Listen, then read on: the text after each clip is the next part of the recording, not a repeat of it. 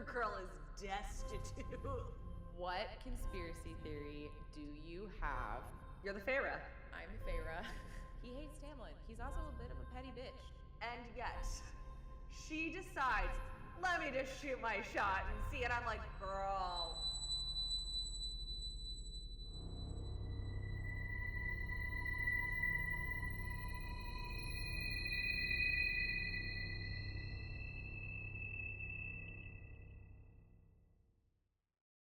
Hello. Bonjour. I'm getting tired of just saying hi, so I thought I'd spice it up a little bit. Spice it up. Just a little, spice up your life. Like my high school French came out hardcore there. It's one of the only things I remember. Good. Je m'appelle Ariel. Yeah. That's all I know. 3 years, nothing else. So, anyway, how are you? I'm good. I'm struggling a little bit today. I'm gonna go straight into my Cauldron Save Me. Yeah. Because we all reach a point, right, in our life, in our ages. I am so tired and have like a headache and I'm like dehydrated and all of these things because I stayed up till 1 a.m. reading. I feel this is hardcore relatable to probably everyone listening to this podcast right now. Mean, it's so funny. Like, I've been sober for 3+ years and I literally feel like slightly hungover today. And it's just hilarious to me that it's like, yep, this is sober 34. This is what this feels like, is like stayed up too late, did too many salty snacks right before bed, and just that bloating you get when you have too much salt. I had too many goldfish in bed, you guys, while I was reading fucking rereading Phantasma. The first one or Enchantra? I did both. I forgot to tell you that I'd been doing this. So good. I did Enchantra and then I did Phantasma, and it's really funny rereading them. Wait, which one's first? Phantasma and then Enchantra? Okay, sorry. I was finishing Enchantra last night.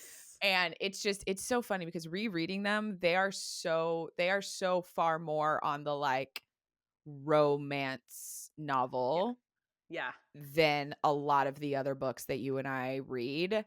And I kind of forgot. I think that I had read it when I was sort of in the middle of a lot of other books, so it just didn't quite clock to me. But like the amount of sex that happens in these books, they get nasty. And it's so much more frequent. And it's also like, because of that, there's a few things in the plot, like reread value, not sure how high the reread. Like, it's fun, but there's a lot of little things that I'm like, this is convenient that we already feel this way about this male character, or like, this happened. Okay. Like, it doesn't quite have the like thick richness of the like plot and characters as some of these other books that you and I read, but it definitely has its place of importance, like it definitely has its own, and I still love them. I still had a great time rereading them. But anyway, I was finishing Enchantra last night at 1 a.m. and just like, I feel like shit right now. It's just hilarious. That ending. Oh, the ending of Enchantra. I think it made me cry, honestly. Yeah. Like that was a pretty, I mean, it ends happy, like finally, but like before that, like, right before, it's devastating. That little middle section, or like that sort of like almost to the finale, is like, it's a little rough. You're a little scared. Like it was interesting reading it this time because the first time, I read that section so fast because I'm like, oh my God, please. And this time, because I know how it ended, I just really kind of sat in it. And I was like, you're actually not, it actually does happen pretty fast. It does. When you know it's coming, though. When you don't know it's coming, you're like, oh, fuck, please, God, no. Yeah. But I really hope, I'm excited for the third one. I think it'll be really interesting. Anywho, so that's my Cauldron Save Me, of like, Cauldron, save me from this like hilarious, tired headache situation that I'm in right now from just fucking reading. Like, so funny. I'm so sorry that, I feel you hardcore. And actually that kind of funny enough leads a little bit into mine because I've been saving this one for this episode specifically. So on today's Thursday, on Sunday, I am going to New York for Woo a woo. film thing. I'm excited and nervous. I'm not going to go too into it. Corinne already knows all Yeah. this, but like, so listeners, I actually lived in New York for 3 years. I went to grad school there for film, and this is my first time back since 2019. I did go back one time. I graduated in 2019, moved to LA immediately, and then went back like 6 months later for a film festival. Mhm. I'm excited, but I'm also like nervous Yeah. because I have a very complicated I love New York, but like New York to me feel like New York is kind of my greatest ex Mhm. in a way, in that like it's that like it feels like that like ex that you like want to go back to, Right. like I Right. never actually had that experience, thank Right. fucking god, Yeah. like with a real Yeah. person, but like this is my Yeah. version of that. Yeah. It's with a city, right? Yeah. Because like for those who don't know, like before I found film, I actually was like a big theater kid. Like I Mhm. wanted to do Broadway and all that, so like since I was like 11, I wanted to live there. But the reason it relates to your Cauldron Save Me is like, last time I was there, I was in my 20s. Yeah. I am now 33, and like Mhm. it's for a film event, and I'm going to be doing a lot of networking. Like there's Mhm. like parties I'm going to be going to where that are networking parties, having to get up early for like panels and stuff. So like I am getting, one of the reasons I'm nervous is I'm like, oh, I'm going to be Yeah. tired during this. I'll be there for like almost a full week. Yeah. Dude, what an incredible sacrifice you are doing, Ariel. I You are know. just wow. What a hero. Cuz Look, that's brutal. because I do miss it. Like Yeah. there are certain things I just love. I fucking love about New York, and I Yeah. can't get that out here. Yeah. So yeah, I think I'm gonna focus on like doing my New York things if I do have time. Yeah, So I'm so glad that's the headspace because like having those very a true gift to yourself, and like I think one of the things too that you and I have talked about is just like honestly, like selfishly, I'm just so excited for you to like kind of get some ownership back of the things that you yeah, love about New York. And so I'm just yes, excited for you. Like you deserve to have some kind of like celebration of like yourself and enjoyment. And so I'm just like, I'm so stoked for you. I can't wait to hear about how it goes. thanks. Yeah. No, I'm excited. Like I'm finally at that point where like I think if anything, the nervousness is about like travel in Yes. general. Like I was telling Corinne this a few days ago, I've been having what I've realized is anxiety dreams. I had Yeah. another one last night where like um I have to take a lot of medication and also just like supplements Hmm. because of just medical stuff I have. And I had this weird dream where like I wasn't even traveling to New York. I was like traveling like back home, Yeah. and like David was like coming the next day so he could bring it, but I like realized I hadn't packed any of my medication. And Oh, I was wow. like, what am I gonna do? Because Yeah. like I'm having that Yeah. anxiety, but less about like New York itself Good. anymore, which I'm like Good. really, I'm happy I'm at that place Yeah. now. That's so great. Yeah. Yay. Speaking of anxieties, Speaking of anxiety, so chapter 40. I mean, this is a anxiety fueled chapter because we got the second task. Yeah, exactly. Last chapter was a pretty uncomfortable kind of chapter, where Yeah. she's sort of Rhysand's private, not so private dancer. Yeah. Yeah. But then the chapter ends with what kind of feels like Rhysand actually doing like a mercy killing Yeah. to protect the summer court, which throws us back into another wildly confusing space with the Rhysand character. And then this chapter makes him even more confusing. I mean, I think there's definitely one way that I lean a little bit more for him in this chapter Yeah. specifically. But this task is It's so brutal. it's brutal, man. And it's interesting because it's really only brutal because Feyre can't read. Yeah.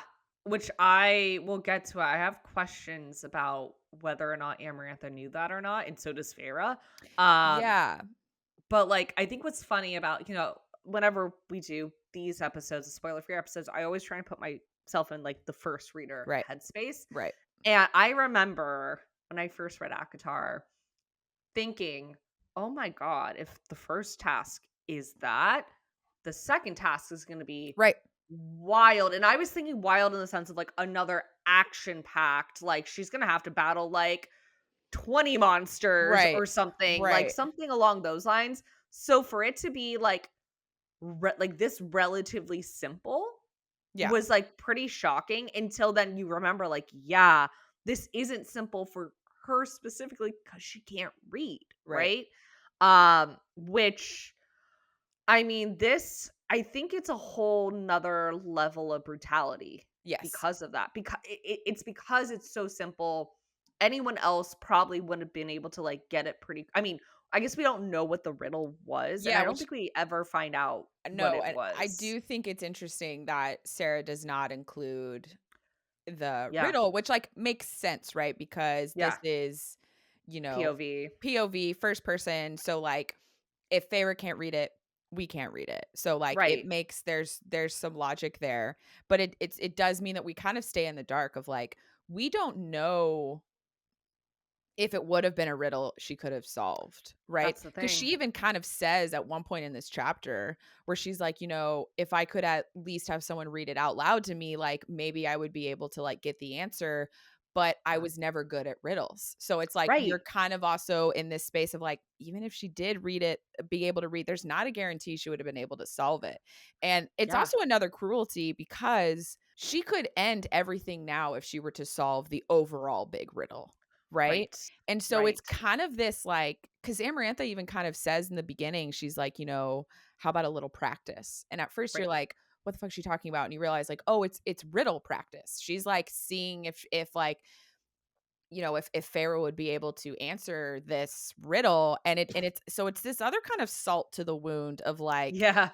of you know, if she were to have been able to read it or have someone Right. read it for her and she couldn't solve this riddle, well, she would have died. So there's that. Yes. But it's also just it's this like she's teasing her, right? Like Right. Amarantha is teasing Feyre with like all of this. And whether she Yeah. knows she can read or not, it's still this like this chapter is very like psychological. Like Yes. Feyre is not in a good place even in the beginning. Like she just kind of talks about how like little things of like the adder trying to unnerve her and she's like, well, it's working. Like I'm Yeah. even looking at Tamlin does not calm her down. Like she's and it makes sense, right? Like baby girl has basically been doing a month's worth of partying, not in a fun way for her, No. blacking out, waking up hungover in a cell, then and all the while being basically her body is being put on as a show. She's like, Mhm.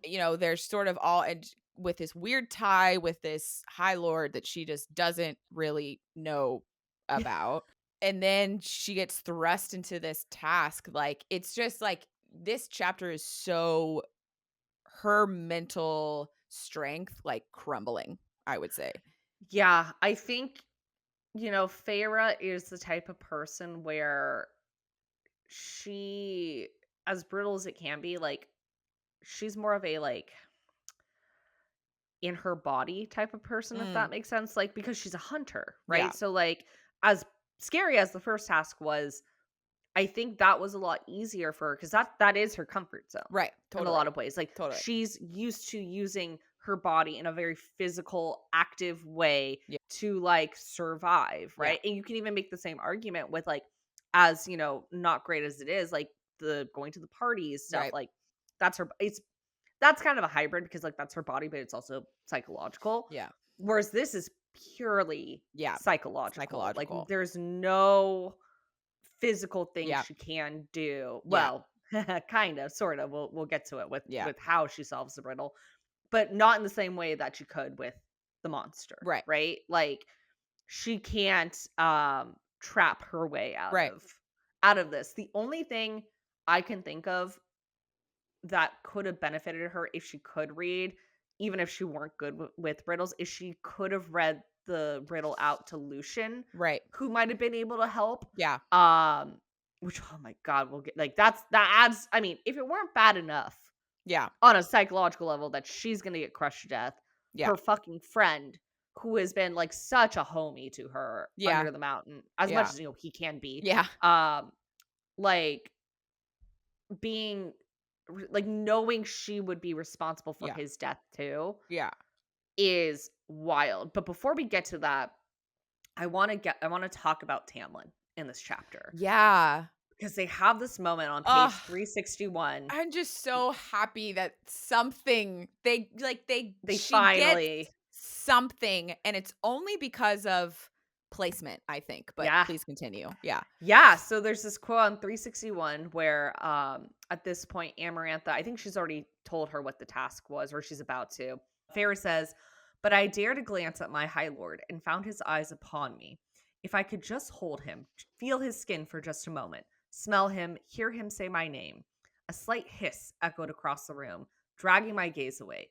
Amarantha was frowning up at Tamlin from her seat.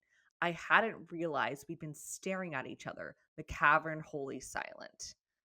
So, like, they have this, like, very what seems like a private moment that is, like, incredibly public as it turns out. Yeah. And, like, I actually almost chose that moment as my directing moment for this chapter. Mm-hmm. I ended up choosing something else. But, yeah, I just, like, I can picture it in my head of, like, I'm picturing, like, close-up shots of these 2 staring and then just cut to, like, this wide shot of them across the room Yeah.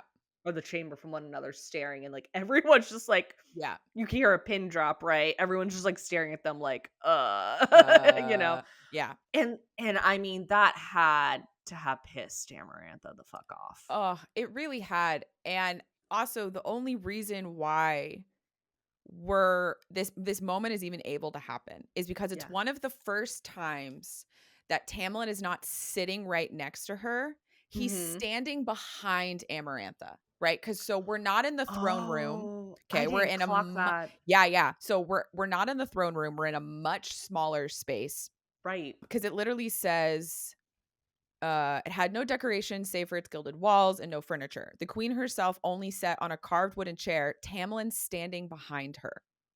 You're right. So Yep. I really think that's a huge, and that's on page 360, but I think that's a huge reason why Tamlin is just bold-faced, just staring at her Yeah. because he has this slight like distance from Amarantha that we haven't gotten to see from them yet.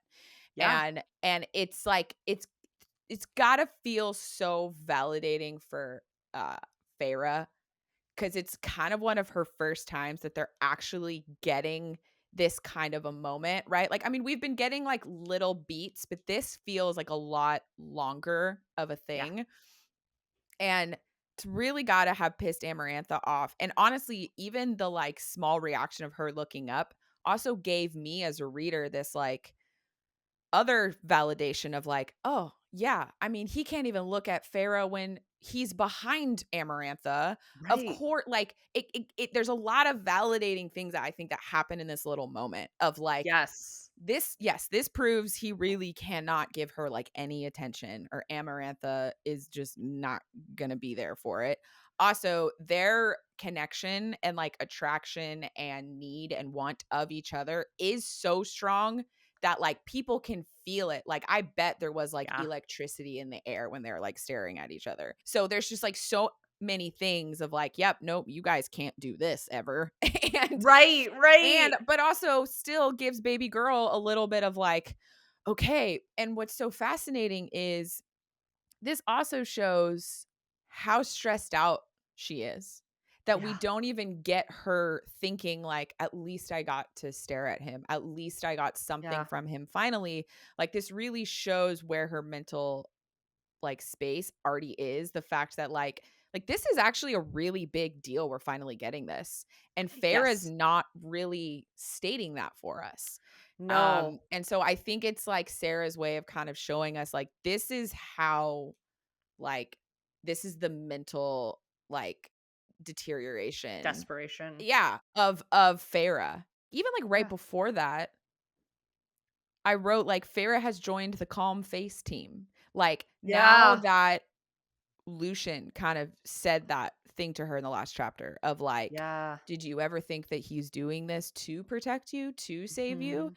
And so like she even says like, I forced my face into neutrality. If Tamlin was playing indifferent to keep us both safe, so would I. And Right. so there's sort of this like it's almost like she's, like, being rewarded, like, because she is kind of joining this, like, "Okay, we're gonna stay neutral." That's when she finally gets a stare from Tamlin. So it's Yeah. like it's this kind of weird, like, reassuring, but still is somehow lost on baby girl because she's kinda mentally, like, fucked right She's now. numb, I think. And like Numb, yeah. another and this would be accidental, obviously, but sort of like another added layer to this like psychological torture. I can only imagine she must be going through right now before she even gets in this pit, I guess you can Yeah. call it, is how much you want to bet like she desperately wishes they could like mind Oh, yeah. communicate, right? Yeah. And they can't, but she can with Rhysand, who's her Yeah. enemy. Yeah. Like, that's gotta be, like, another added, like, if only I could read his thoughts, right? Yeah. If only we could, like, mind meld, you Yeah. know? Like, Yeah. and they like, she has no clue what he's thinking because Yeah. he has just gotten so good at having this blank face, Yeah. so Amarantha can't do anything or can Yeah. do as little as possible, right? Yeah. Um, so that's pretty brutal, Yeah. and then immediately, the floor basically starts sinking Right. and she's put into this pit where at first all she sees is that three of the walls are smooth, so she Mhm. can't climb, she can't has no chance like the last task of Mhm. using something to climb her way out. And then on the other end there is an iron grate. It says that's splitting the chamber in two, and through it my breath caught in my throat. Lucian. Mm. Lucian lay chained at the center of the floor on the other side of the chamber, his remaining russet eye so wide that it was surrounded by white. And that's on page 361. So she realizes that it's not just her in here, it's Yeah. Lucian as well. And at first she's like, why is this chamber divided? She does see that there's these like three levers on one of the three walls. Each one has a number, a Roman numeral number above it. Mhm. And then there's also like words Yeah. above that.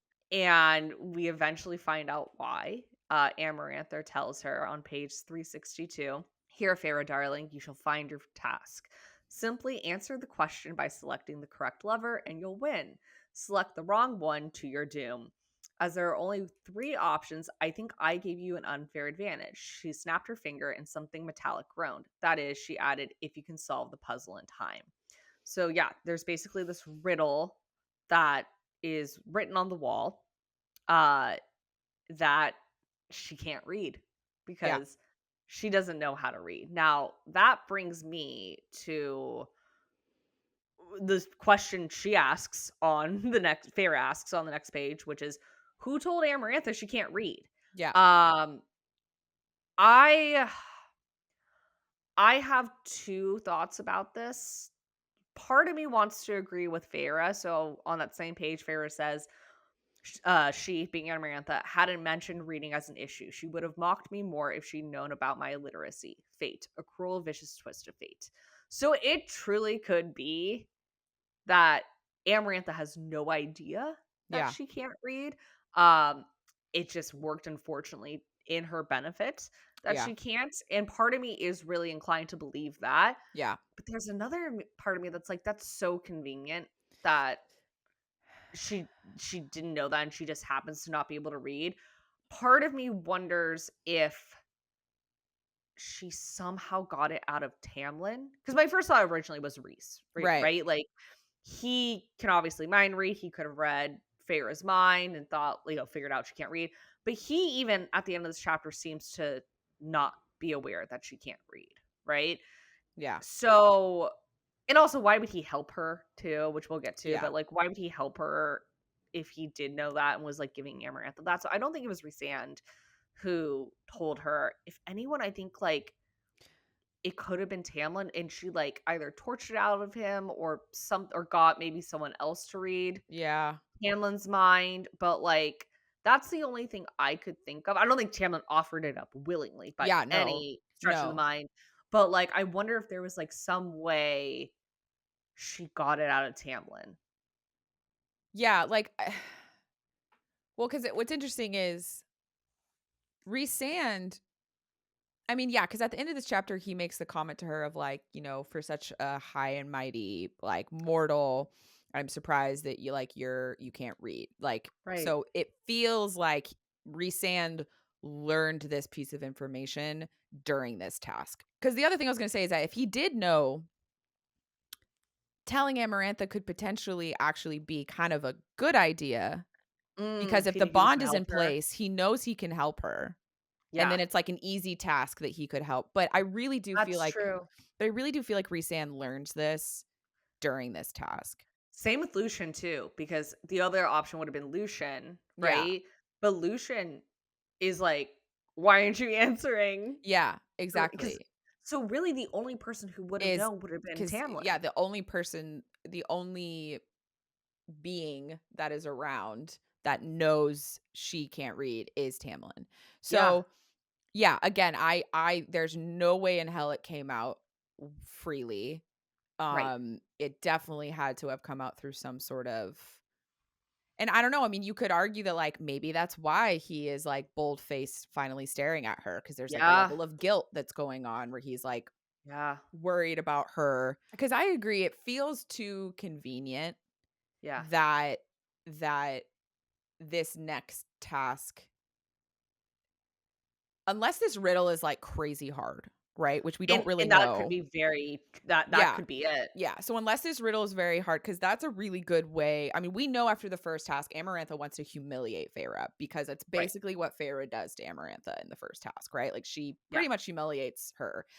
And so it's very obvious she wants to humiliate Feyre. And so, putting an extremely hard riddle would humiliate her in a particular way of showing, like, lack of intelligence or lack right. of logical thinking, or whatever. Yeah, But it just feels so perfectly Amarantha that it would be an extra hurt of that it's something that Feyre can't even, like, accomplish or read.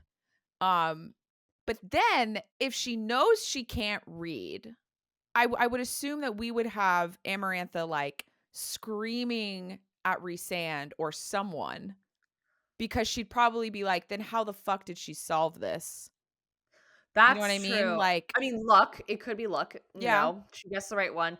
Other thing that makes me inclined to think maybe she did know is on page, 363, Feyre says, "I turned to Lucian, but when I saw his face, I knew he was too far to be able to read it aloud to me, even with his enchanted metal eye." yeah, So, like, Lucian is conveniently too far away yeah, to be able to read this riddle back to Feyre. But again, like, I mean, this is not spoiling anything. We actually never get the answer yeah, to this. Like, we never find out whether or not, throughout the whole series, like, yeah, whether or not, Amarantha knew yeah. Feyre was illiterate. So yeah, it's really tricky. Yeah, because I've gone pretty back and forth here on if she is known or not. And, like, Yeah, it's hard because there are certain Amarantha type things I think we would have seen more. Like, I agree with Feyre. Like, I think that Amarantha would have been taunting her a yeah, lot more during the task if she knew she couldn't read. right. Like, it does feel like the humiliation could have purely just been from an intellectual place, like, Yes, wanting to show how, because we obviously know that, like, as the type of fae that Amarantha is, she very much believes that she is, like, so much better than any mortal and oh, intelligence yeah. and all that stuff. So it really could be that, but it's just the level of torture that happens in this task is so rooted in the fact that she can't read. So Right. it's like it it ends up probably doing exactly what Amarantha wants it to do, Yeah, but maybe not in the way that she, like, by the intended. source she intended to do it with, Right. you know? It almost it truly almost kills Yep. Feyre Yep. because in like And Lucien. and Lucien. Yeah. So I mean, I don't think we really have to go over like all the nitty-gritty detail. I mean, it's a pretty quick trial because like those spikes are coming down on them really fucking quick. Yeah. And Lucien basically at a certain point is just like pick one. Like just pick one Yeah. because we're about to get squashed. And the next quote I'm about to read, I think is one of the most infamous quotes in this series Yeah, which is that funny. I feel differently about this yeah. quote now having reread it. But yes, so Interesting. Because please. Yeah. I think I doubled You down double on down. that No, one. I went the opposite direction, so this will be an That's so interesting funny. conversation. Yeah. Yeah, because so, and I think I've said this before, like I never want to actually, as much as I'll say, our favorite illiterate, 19-year-old, Yeah. I mean that very endearingly. Yes. I will never give Farrah actual shit for not being able to read because that's no one's fault, right? Except maybe her dad's who could have put her in school. But Yeah. it's not her fault.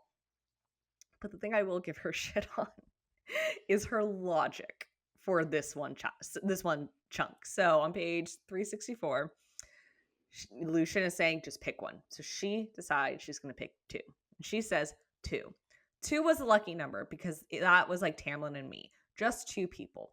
One had to be bad because one was like Amarantha or the Adder. Solitary beings. One was a nasty number and three was too much. It was three sisters crammed into a tiny cottage, hating each other until they choked on it, until it poisoned them. Two. It was two. I could gladly, willingly, fanatically believe in the Cauldron and fate if they were to take care of me. I believed in two. Two. So, and the only reason I'll give her a little bit of shit is because the answer is not two. The Yeah. answer is three. We Yeah. find out. And I just, and I'm going to give her loving shit because to me, this answer feels like such, I'm a teenage girl in love for the first time. Yes. Logic, which is like, it is adorable. But in a life or death scenario, it's like, girl, like that is not the logic we can use here. I also think if we're trying to think like Amarantha, who is the one who created this task, like I think by Feyre's own logic, honestly, two wouldn't be the answer. Right. Because yeah, like two is her and Tamlin, right? Unless Amarantha is thinking like two is me and Tamlin, but like it's I don't know. I think it's a little bit of silly logic. And I'm like, Feyre, you know, for the clever hunter, and I'm Yeah. talking both like physically and mentally, like this is how you came to this conclusion, which is I think what a lot of the fandom gives her shit over. Oh, yeah. No, I mean, she gets a lot of shit in the fandom for this. And like Yeah. honestly, in the spoiler episode for last week, I Yeah. was like, "Oh yeah, we're going to do our infamous 1 Yeah. + 1 = 2 like moment." And that was before I had reread the chapter. Yeah. Tell me why you And changed your mind. now so I agree, the logic is beyond, Yeah. right? It is just like, "Honey, baby boo, like, what are we doing?" But have to admit, Yeah. when it was my first time or like, I forgot what the rest of the quote is. When Right. she's like, "One had to be bad because one was like Amarantha or the Adder, solitary beings. One was a Right. nasty number." And then the three, this was the one that kind of killed me.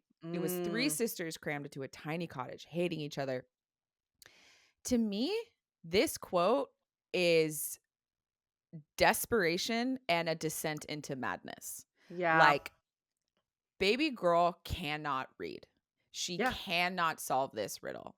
And Amarantha is not sitting there when Amarantha chose the answer, it's based off the riddle. She's not sitting there being like, "Oh, I Right. wouldn't make it 2 because that's her intent." Like, that's not she's not giving value to any of the numbers. It's just what is True. the answer to the riddle. Right. So, for Feyre though, what else can she go off in this moment besides fucking vibes, dude? Like, literally, what Yeah. else can she go off if she cannot read? Lucien can't read this for her. Tamlin's not going to help her. At this point, she does not know that Rhysand can speak to her in her mind, can burn her hand to let her know what is right. She does not know that is there. So Yeah. she is in a situation of like, what the fuck else is she going to go off of? And when she starts bringing in, it's the sisters line that really made me be like, she is utterly desperate and is kind of like losing her mind a little bit here. Yeah. And a lot of it hit me also too, because when I remember what chapter we just came off of, right? Chapter 39 is it's one chapter, but for Yep. Feyre, that is an entire month Yeah. of day-to-day uh loss of body autonomy and the mental chipping that is happening the entire time. And we already Yes. see it a little bit in the beginning of this chapter where Yeah. she's not it's not the head held high Feyre that we have seen thus far. And especially with what happens to her after this task, her complete loss of mental fight and everything that Yeah. happens. Like, it was really fascinating because it, like, all this kind of clicked my head into like, this is actually a really sad quote, because Yes. the logic is it feels like the babbles of a mad woman, right? Yeah. And that's basically what's happening here, because what the fuck else can she go off of? I'm still with you of like, it's a Yeah. loving teasing of like, girl, Yes. and because we know she survives the task, Right. right? Like Right. if something bad were to really have happened to her, I don't think this quote would be treated the way that it's treated now. Like No. everyone teases because everyone comes out fine from the task. So Right. like that's why we're able to. But it was really fascinating to me this time, this quote really hit me in a place of like, honestly kind of broke my heart a little bit of just Yeah. like, oh my God, she's pulling shit out of her fucking ass, man. And Yeah. anything that could give her some kind of connection. I mean, also the fact that she's actually like, this is a woman who hates fate, who has Yeah. constantly said this kind of concept of like praying to a cauldron is like, she's never going to get on that train. And we literally have a quote of her being like, I will believe in anything if they would take care of me and make Yeah. this true. Like, Sarah is giving us a lot of this language to show like the level of desperation our girl has hit, because it's exactly what Ariel said earlier. This is not something that she can trick her way out of. This is Yeah. 100%, and she can't even do like logic because she can't read the fucking riddle. So Right. yeah, so this quote, while I agree, it's still, I think it's all in good fun, like, of Yes. teasing baby girl, but it was fascinating for me. This was the first time, because again, we've established I've read this multiple times, and Yeah. I have thought this quote was hilarious every single time. This was Yeah. the first time that I was just like, this actually physically hurts me, because this is the desperation of a woman who is like slowly losing her mind. You bring up excellent points. And it Thank like, you. yeah, I never looked at it through this just devastating Yeah. lens. And it really is like the sisters part that really, like you said, solidifies it, I think. Yeah. Um, I think what's so kind of ironic though is this last part where she says, I could gladly, willingly, fanatically believe in the cauldron and fate if they would take care of me. Yeah. The joke is they do, Yeah, if you think exactly. about it. Yeah, they do Like, kinda, yeah. because like her getting the answer through this bond she didn't even know she had with Rhysand, like you could kind of call that a miracle. I mean, we know it's Yeah. magic. Yeah. It is magic because like the bargain that they, Yeah. I mean, we know that this is why they can communicate, right? Yeah. Like that is magic, which is like miraculous, Yeah. right? I'd be I mean, we'll hopefully find out if when you make a bargain, I wonder if whoever you make that bargain with for like anyone, right? If Yeah. you can Do talk that. through minds, right? Yeah. Or is Or is this it just just a resand specifically thing? Yeah. exactly, or the specific bargain, right? Yeah. Like we'll hopefully find that out. But either way, it's what ends up saving her because when she hovers her hand over the second lever, it starts to burn. And Yeah. mind you, luckily, this is the hand that has the eye tattoo Yeah. on it, or the tattoo on it, I should say. Um, which is interesting. And actually, I have a quick question about this, just on a very practical sort of level, because it was her left arm that got broken or that got wounded, right? She talks about it being her left arm, Okay. but it seems like the tattoo is on her right arm, which Mm. is interesting. I mean, maybe it could have to do with like that's her dominant arm and maybe the Yeah. bargain. I don't know, but I found that interesting. Yeah. I don't think it has any bearing on anything Yeah, really yeah, other yeah, than yeah, this, yeah. honestly. But yeah, so she hovers her hand over the second lever. She says that there's a blinding pain that racks her brain before she touched it. So she withdraws her hand. She thinks she's hallucinating at first. She tries again. Like it says the pain paralyzed my fingers. Yeah.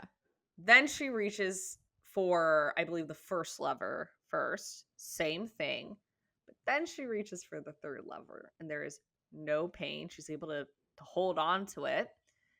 And she says on page 365, I looked up to find the grate not 4 feet from my head. Through it, I found a star-flecked violet gaze, Yep. which tells her, oh, this is Rhysand. Yeah. Like, he is doing something through this tattoo, Yeah. and it forces her to trust him, Yeah. which I find interesting. Another moment of having to just sort of like trust him. Yeah. Yes. And so she does, and she pulls that lever, and lo and behold, it is the correct lever. Thank God that grate starts lifting up, which leads me to my directing moment. I'm not going to read the full thing because it's almost a full page. Actually, pulling out the book for it. Normally, I write my notes on a Word document, but I was not going to write this full thing in there. So on page 366, she realizes she's safe. And she says, tears burned just before pain seared through my left arm.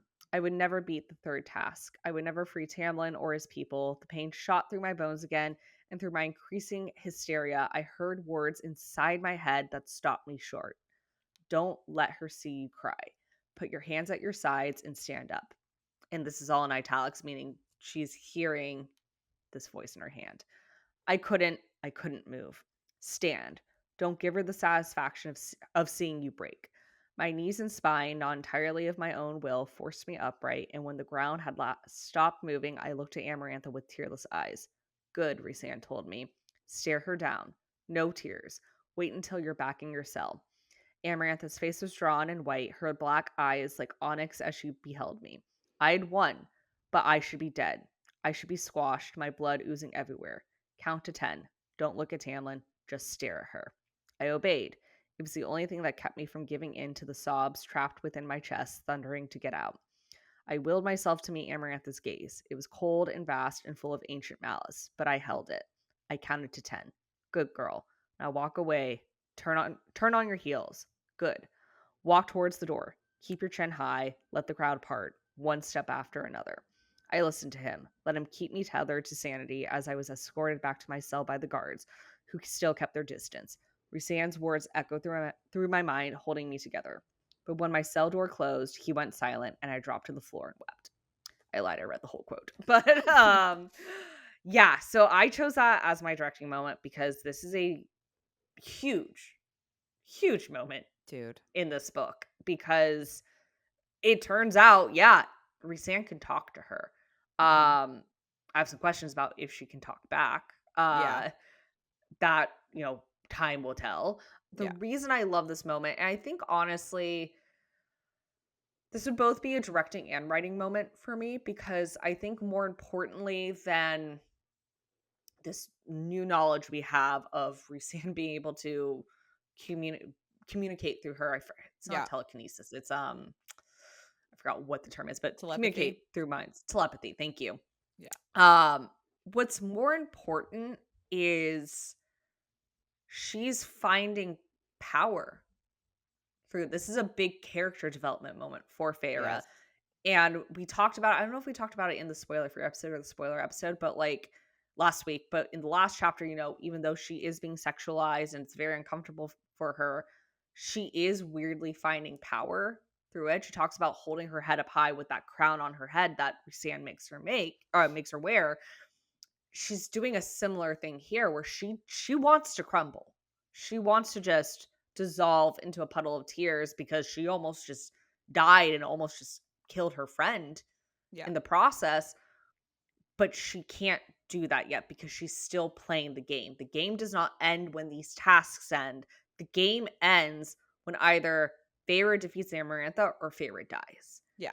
And Rhysand is making her fully aware of that. Now, Yeah. yes, she has these moments of being with herself where no one sees her, where she can cry in her cell, but she's not in her cell yet. She has to show Amarantha, you do not hold power over me. I have the power. And Yeah. I think that developmentally, that is huge for her. And all I'll say is it I think is a big I think it's a big thing for her for the rest of this book, honestly. Yeah. Um, and so I think again, similarly to the end of the first task, like I talked about from a directing viewpoint, I would do a similar thing with angles of like doing high and low angles to show Mhm. who has power in this moment. I think it'd be really interesting to also direct the actors playing Feyre and Rhysand. Yeah. Him especially in some ways because like he has to look casual Yeah. in a lot of ways. He Super can't nonchalant. Yeah. Yeah, he can't be showing anything to everyone else like that he's mind melding with her. Yet we have to still convey, it'll probably be through eyes. I'd probably do a lot of close up on eyes.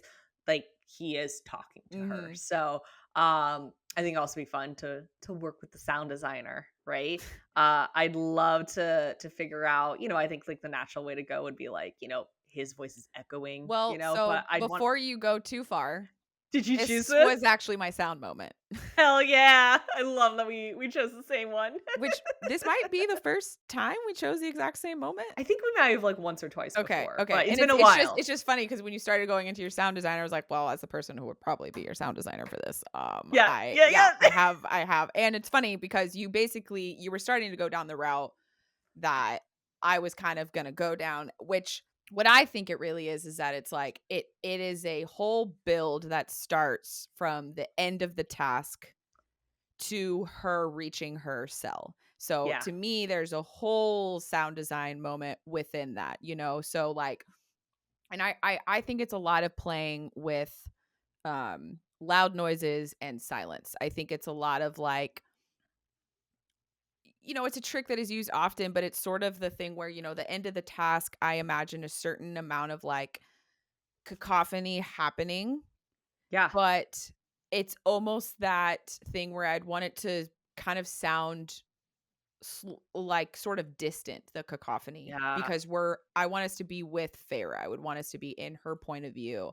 And Yes. obviously it would depend on like how it was shot and all those things. You'd Right. play around with that. But like I think a lot of how I would want to play it is very like it sounds distant. And again, it's a used trope, but it works. Like when Yeah. people are really out of it and you have that slight high ringing that kind of comes in and out, like it's used a lot, Yes. but it fucking works. And You I know what love it it is? personally. It's very The Shining.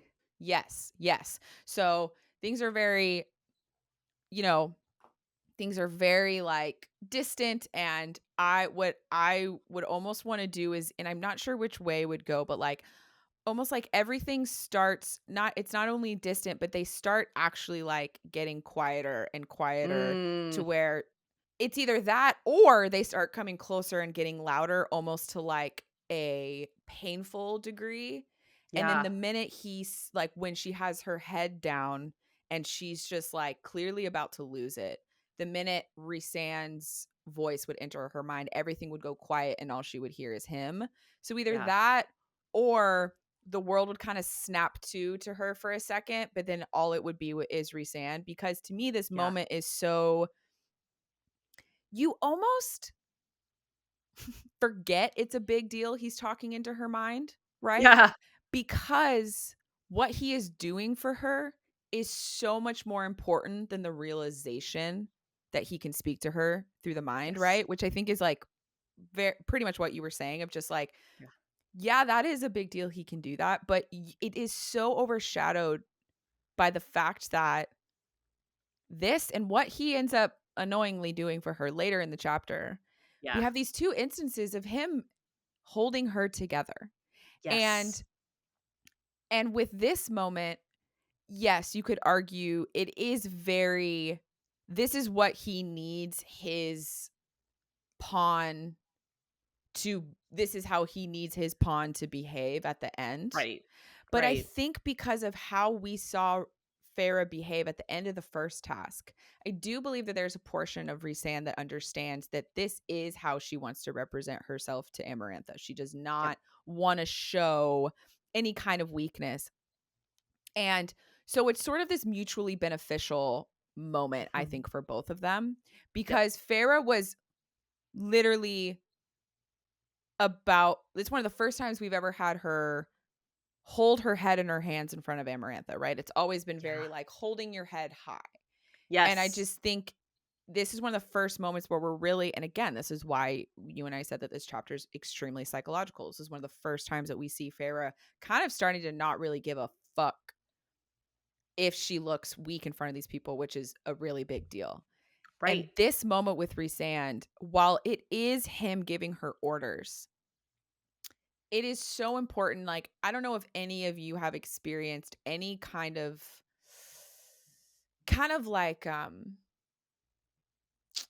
like depression wave Mm. or any kind of sort of mental health kind of like break. Like I Yep. call it my pit, which is kind of funny. I Yeah. haven't like but like where I kind of like descend into a pit for like a certain amount of time and like, uh or I don't know, it's like an episode, I guess I would call Yeah. it. And for some reason during those times, not for some reason, but during those times, you are in such a space of literally walking sounds impossible. Like Yeah. standing up straight, not crying anymore, or getting out of your dark. Like there's the simplest things sound impossible. Yeah. And this is not a simple thing she needs to do here. And No. so I know for me, that's really when I kind of these are the times when my partner will literally be like, he'll let me have my time and he'll kind of leave me alone. But and I don't know if he just bases it off vibes, but he normally comes in at a certain point and is like, "Come drink water. Yeah. Come stand up. Eat some food." Like it's direction. He technically is ordering me around. Right. But in that moment, it is so much easier to follow direction than to Yes. try to make up any kind of semblance of um order of operations for yourself. Like it's really quite hard, and I know that I do not experience as heavy of episodes as some people do. So it's Sure. just I think this is such a moment of like following orders gives you something to hold on to, and when your brain is falling apart, you need something to ground you, and he is grounding her while also giving her this persona of power and strength, which is Yeah. also very opposite of how he's been sort of toting her about at these parties. So Mhm. this while it is beneficial to him how she is represented here, this really does feel like more of a gift for Feyre to like keep her Yes. together. So I Yes. think that's why I from a sound space I wouldn't want there to be any the minute he starts talking, I would not want there to be any other sound happening because it's the Yeah. only thing, right, that is keeping her together, right? And then once we get into the cell and the door closes, Yeah. everything comes back. And then she just Yeah. starts crying, right? Yeah. Yes. I love everything you said. I think because like as you were talking about that, because like I agree with everything. I was thinking about like how, from a directing standpoint, would I want Rhysand's voice to sound, like specifically like the tonality of his voice. And I think and I'm so glad you made the link to depression Yeah. because like that is in a way Yeah. what she is going through. Yeah. Um I think I'd want it to kind of be a little bit ASMR-y. Yeah. like, in a way, Yeah. because when I think of ASMR, I know this doesn't apply to everyone, but it certainly applies to me and a lot of people. What something that ASMR can do, it like in terms of like how soothing it is it kind of like resets your nervous system Yeah. in a lot of ways. Yeah. And that's sort of like in a weird way, like he's kind of doing to her. It's not like you said, it is technically a command that he's making, but not in a like not in a militaristic way or in a No. like a looking down way. He is genuinely for what, his own benefit, but perhaps for hers too. He is trying to get her to find her strength, Yeah. to come back to herself, Yeah. really is what Yeah. it is. Because in this task, she lost herself. Yes. Feyre, especially if you go back to this symbolism of the labyrinth, she lost her way in the labyrinth, and he's kind of helped her find the route back, Right. right? And so I think like because like you said, this is like an incredibly psychological task. Yeah. She's kind of like he's helping her reset, Yeah. right? And so I would want to kind of be like, I'm so glad you said make it very quiet. I think the tonality of his voice would be like not quite a whisper, but like almost a whisper, like a Yeah. low, like very in your like Yeah. chest Yeah. kind of Almost voice. like a guided meditation, that style of voice, Yes, that's you a better know? example. That's sort Yes. of like, because I also believe that the tonality, I believe that he should have, it should feel direct. Yeah. Like, I feel like it should be not harsh, but like an edge. Like, Yeah. but I also don't think it should not be soft. No. And I mean in the sort of like the emotion that he's giving, it should, I almost feel like it should almost be a little devoid of emotion in how he says it. Very just Yeah. like step 1, step 2. Yes. So very like, don't let her see you cry. Yeah. Put your hands at your sides and stand up. Stand. Yeah. Don't give her. So it's very like instructional, not mean, but Yeah. not extra kind either. But like, yeah, like guided meditation, like, so a little, yeah. You know what? Because I was thinking like almost like a little compelling, and it reminds me a little bit of for those who have read or seen specifically the newer ones, Dune, Yeah. when the Bene Gesserits they can literally use they train their voices in a specific way. They don't have like any like specifically magical abilities from what I remember, but they train their voices to be able to compel people. Yeah. And that's kind of what I imagine he's doing a little bit here. He's not literally like Compelling, no. spell it. No, but I think in terms of like how I would want him to speak, it would almost sound like that. I think it would help. I know we talked about this in the spoilers. There's theories that Rhysand would have a Scottish accent Yeah. because if you look at the map of Prythian, it looks very similar to the UK and Ireland, with Hybern being Ireland. Yeah. And then where he's from, the Night Core is at the top of the map, which would be Scotland. Yeah. So I feel like that would just add Oh, to absolutely. The the sort of experience. like lulling kind of Yeah. experience. So Yeah. but yeah, so she gets back to her cell, she breaks down, and then he comes to visit her. Well, like this breakdown. Well, first of all, real quick, Yeah. my God, has this bargain really proven its worth? I mean, yeah, at this point, I don't I gotta imagine it's benefiting her more than it is him Well, at because this it's point. like she would not have completed this task. Like and No. she says it and thinks it multiple times, which I know is really rough for her. But it's like Yeah. she would not. She would. I mean, yes, Yeah. okay. It brought it, or she's not dead, right? The bargain Right. saved her from dying, but Right. also this task alone makes this bargain worth it. Like Yeah. it's just, and so I think it just, as a reader, it puts you back in this other place of just like, God, I cannot figure out where I'm at with this guy. Like, because it's just, Yeah. this bargain is like, to me, this chapter is so just like, yeah, okay, yeah. Even if Lucien could have come in time, thank God for this bargain, because No, for it's real. just where Feyre is dead. Like, Yeah. unless there's some other world where this task would have been different, or whatever. But it's just like this bargain has really fucking proven its weight. Like, maybe I'm wrong here, but, like, I can't imagine whatever Rhysand is getting from, because we still don't really know what he's getting from this bargain. yeah. Like, other than, like, she's gonna have to visit him once a month. But, like, for what? Like, Yeah. that leaves even Well, more and there's questions. clearly some point he's like trying to prove to Amarantha. I feel like there's something Sure. there that we're gonna like learn or something. But yeah, Yes. exactly. At this point, it's But like, what the fuck is he getting out of this besides like lap dances? yeah, exactly. I can't imagine he's getting more than what Feyre Her. is in terms of her life. Yeah. Like, her literal life. Like, Yeah. what is worth more than a person's life, Yeah. right? And then on top of that, so he saves her in this trial. Yeah. He comes to her cell. I think it's a day out, because he tells her, like, you don't have to come to the party tomorrow night, which thank fucking God. I think it's after that he comes. I think he comes to her pretty immediately Or is it me? after Okay.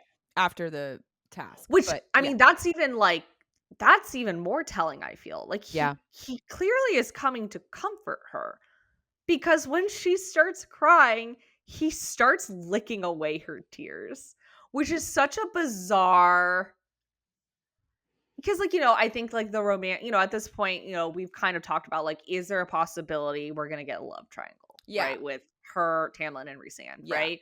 Which I definitely is. I think we're seeing more evidence that Yeah. that is a possibility. But what I find funny is, like, I feel like it's a pretty common action in any, whether it's romantic or any romantic book, movie, whatever, where, like, someone will kiss away someone's Yeah. tears, Yeah. right? Yeah. But he doesn't kiss away her tears. He No. licks away her tears. And it's, like, kind of creepy, but, like, also, like, it's almost funny. And I kind of wonder, is he just trying to make her laugh? You know? Well, I think he's trying to get her fight back. I think Mm. personally, because she says the very last line of the chapter is, "It took me a long while to realize that Rhysand, whether he knew it or not, had effectively kept me from shattering completely."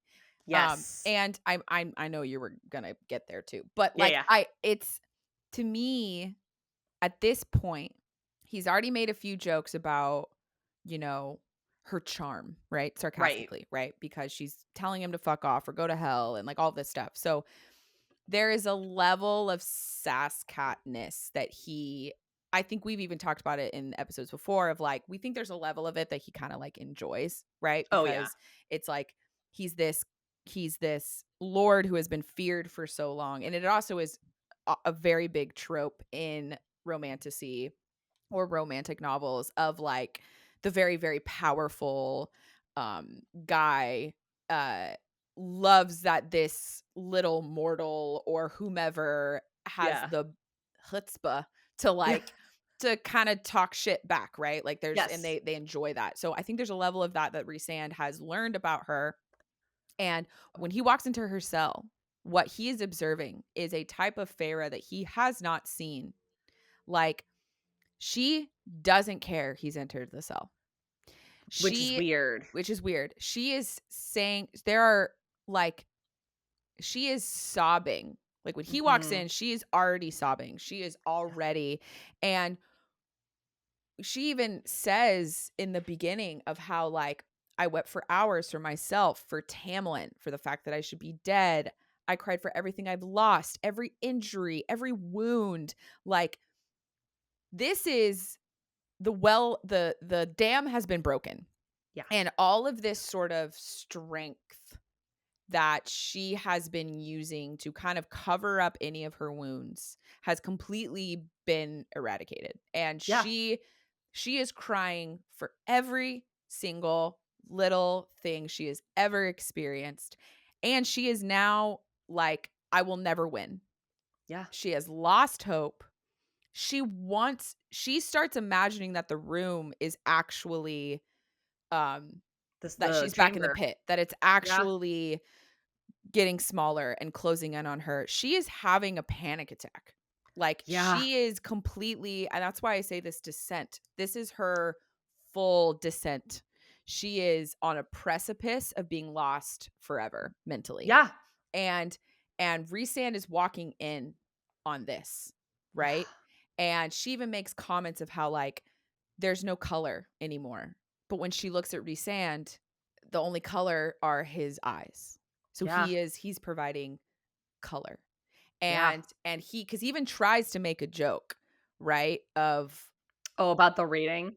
you're just like, you've, like, you're still crying, Oh, you've yeah. you've beaten her second task, you know, what are you like, why are we still here? And he's like waiting for a fight and he's not getting anything. So what does he do? He wants to piss her off. Yeah. That is what I think. I think he is actively doing this to make her angry, to Yeah. snap her back into it, to Yeah. get, because she is in a place that he knows trying to sell. Well, first of all, he's not the guy to try to sell hope. Like, No. is any one of us going to believe that out of his mouth, No, really? no. But with him, he knows he can make her angry. And Yeah. I think that's why he kind of, like, slightly, you know, violates her to a degree of, Yeah. like, of cuz, like, kissing her tears would have been too sweet.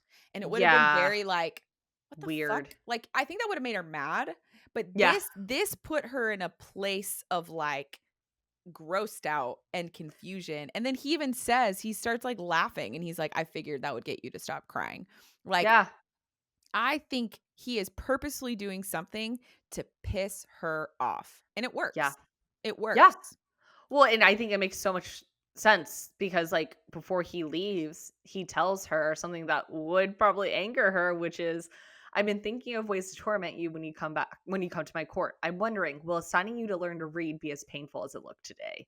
Like, I think you're absolutely right. Yeah. He's goading her because, like, anger is a very real emotion, and Yes. anger is like a very real emotion in terms of motivation. Yeah.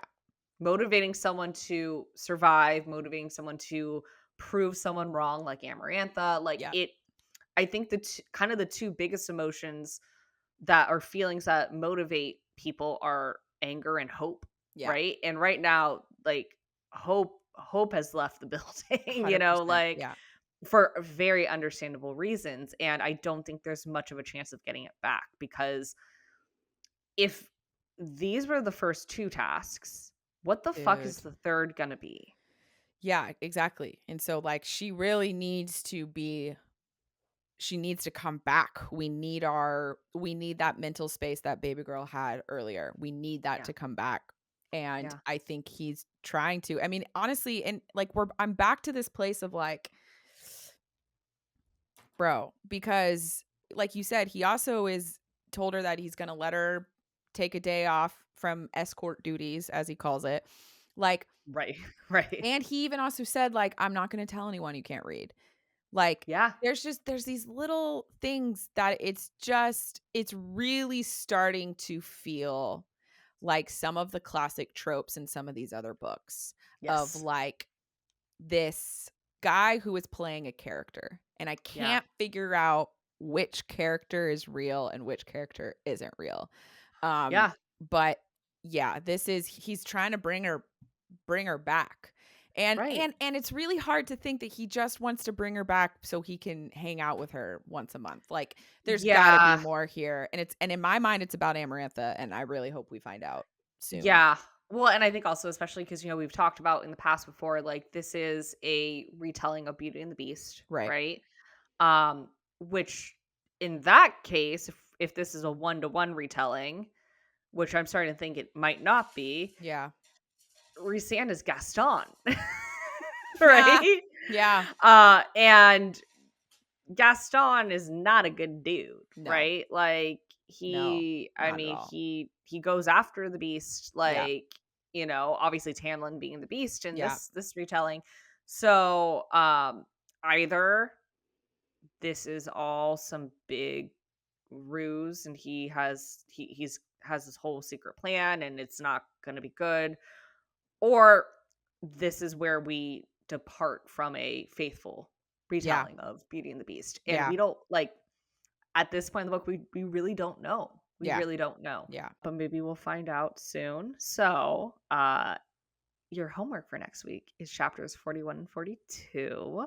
We are getting so close to the end So of close. this. I can smell it. I know. It's oh man, I'm like, it's so funny because I think I might have mentioned this before, but like, not gonna lie, Thorns and Roses is my least favorite Yeah. of the series. So it's funny because I'm getting like you would think the next book, which is my favorite of the Yeah. series, Mist and Fury, I'd be, and I am very excited for it, but I'm like weirdly getting sad that Yeah. we're almost done with Thorns and I Roses. Like know. it's been really fun rereading it. Yeah. Yeah, Absolutely. but we would love it if, whether you're rereading it like we are or this is your first time, we would love it if you rated, reviewed, and subscribed to us on Apple Podcasts, Spotify, and YouTube. It really helps us get out there to other ACOTAR fans, people who've been thinking about reading ACOTAR, whatnot. We'd also love it if you followed us on Instagram, Blue Sky, and TikTok at Cauldron Save Us Podcast. And Mm. you can also email us at cauldronsaveus@gmail.com. Yeah, man. It's weird. What, there's Yeah. 46 chapters and we're Yeah. we're getting there. Getting close. Well, as always, you're welcome. And we're sorry. Bye. Bye.